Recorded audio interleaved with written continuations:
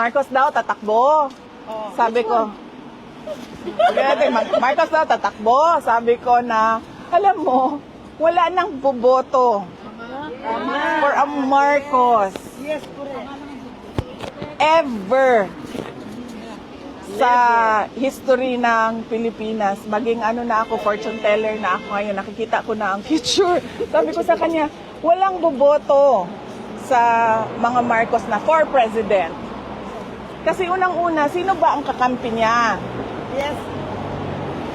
Ang mga dilawan.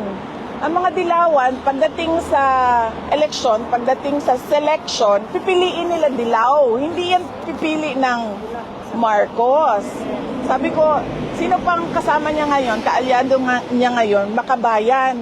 Sabi ko, kung ang Makabayan pipili, para nila lang give up yung kanilang money-making filosofiya na ano sila, na gusto nilang pabagsakin yung administrasyon at gusto nila sila yung i-install na gobyerno.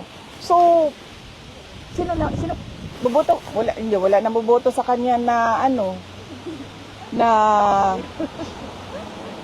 mga, ako bumoto ako sa kanya noong 2022. Nag-ano na ako, na nagmahay na ko. Natagam.